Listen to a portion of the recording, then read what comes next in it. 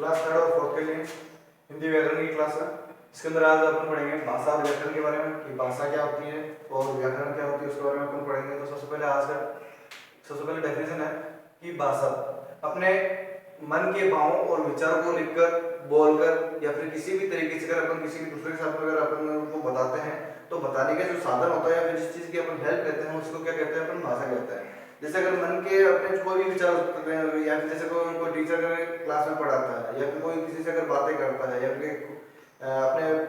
Parents जो होते हैं वो अपन को कुछ ना कुछ बताते हैं, तो बताने के लिए जिस चीज की सहायता ली जाती है, जिस चीज को काम में लिया जाता है उसको अपन क्या कह सकते हैं, भाषा कहते हैं। और भाषा को बताने के लिए जो अपन जैसे शब्दों को यूज में लेते हैं या व्याकरण को यूज में लेते हैं या फिर जो भी अपन जिस तरीके की भाषा वगैरह अपन यूज में लेते हैं, जो लैंग्वेज अपन यूज में लेते हैं उसी को अपन क्या कह सकते हैं, भाषा कह सकते हैं।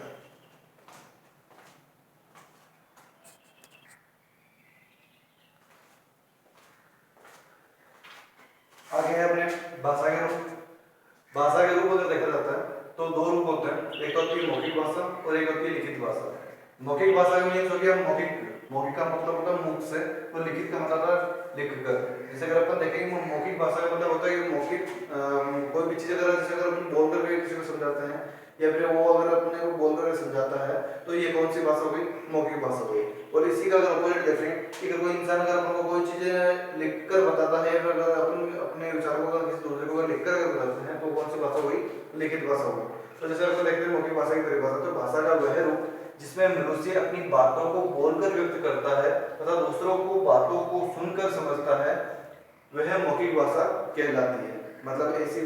भाषा जिसके अंदर इंसान अगर अपने मन की जो बातें होती हैं उनको अगर किसी दूसरे को लिखकर बताता है या फिर उसके द्वारा लिखी गई बातों को समझता है तो ऐसी भाषा क्या कहलाएगी, मौखिक भाषा कहलाएगी। जैसे एग्जांपल के तौर पर अपन कह सकते हैं कि जैसे क्लास के अंदर जैसे अध्यापक पढ़ाता है तो वह बोलकर पढ़ाता है, कोई भी चीज समझाता है तो वह बोलकर समझाता है, तो इस तरीके की जो भाषा होती है वो कौन सी भाषा होती है, मौखिक भाषा। और इसी का अगर अपोजिट देखें कि अध्यापक कई बार क्या होता है कि जब ब्लैक बोर्ड पे भी लिख के समझाता है जिसकी वजह से लिखी हुई बातों को कोई दूसरा इंसान अगर समझता है तो वह भाषा कौन सी हो गई, लिखित भाषा। और जो बोलकर जब कोई बात समझी जाती है तो कौन सी भाषा हो गई, आपके मौखिक भाषा। इस तरीके से अपन क्या कह सकते हैं, भाषा के दो रूप होते हैं, एक तो होती है मौखिक भाषा और एक होती है अपने पास में लिखित भाषा। इस तरीके से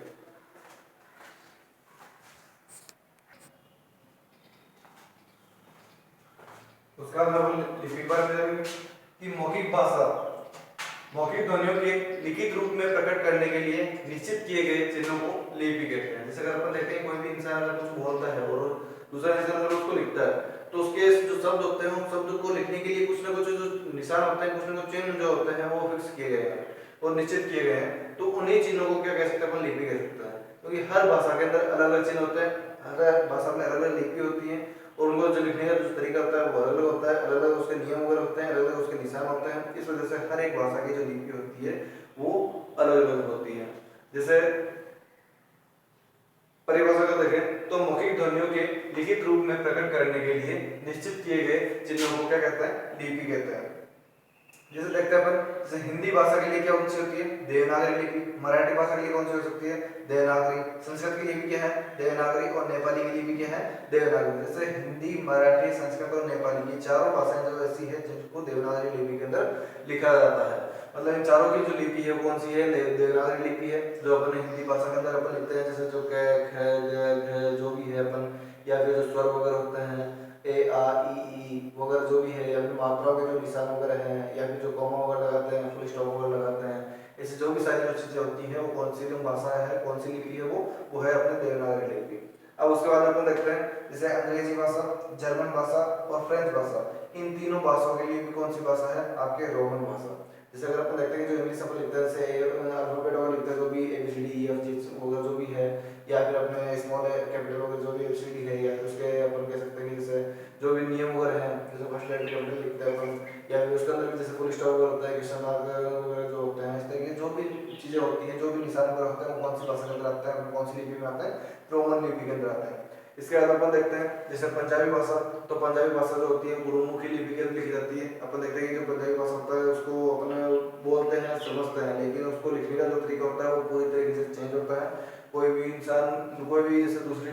भाषा को जानने वाला जो इंसान होता है उसको पंजाबी भाषा को लिखना काफ़ी ज़्यादा मुश्किल होता है, क्योंकि उनकी लिपि अलग होती है। पहले अगर उस पंजाबी भाषा को अगर अपन को पढ़ना है या फिर लिखना है, तो उसके लिए अपन को गुरुमुखी लिपि के बारे में आपको जानना पड़ेगा, उसके बारे में आपको समझना पड़ेगा। जैसे अगर अपन देखते हैं कि अपन को हिंदी भाषा या फिर इंग्लिश भाषा जो होती है, जो अपन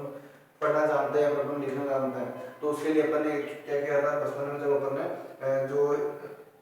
जो ये लिपि है उसके बारे में अपन ने जानना स्टार्ट किया था। जब अपन छोटी क्लासों में थे, तो अपन को स्वर के बारे में, व्यंजन के बारे में या फिर अल्फाबेट्स के बारे में अपन को समझाया जाता था। ये सब जो थे वो देवनागरी लिपि या फिर रोमन लिपि के पार्ट थे। इस वजह से अपन जान देखते हैं कि अपन को हिंदी भाषा और इंग्लिश भाषा जो है वो अपन को लिखनी आती है, क्योंकि अपन ने देवनागरी लिपि और रोमन लिपि के बारे में अपन ने पढ़ा है। लेकिन अगर पंजाबी भाषा जैसे है वो गुरुमुखी भाषा के अंदर लिखी जाती है, तो गुरुमुखी भाषा को अगर अपन समझेंगे तो ही अपन पंजाबी भाषा को अपन लिखना या फिर पढ़ना या फिर सुनना अपन समझ सकते हैं। इसी तरीके से अगर उर्दू भाषा जो होती है वो फारसी लिपि के अंदर लिखी जाती है, तो अपन को अगर उर्दू भाषा का समझनी है या फिर लिखनी है या फिर किसी तरीके से अगर कुछ काम करना है उससे, तो अपन को भी फारसी भाषा की लिपि को अपन को जानना होगा या फिर उसको समझना होगा।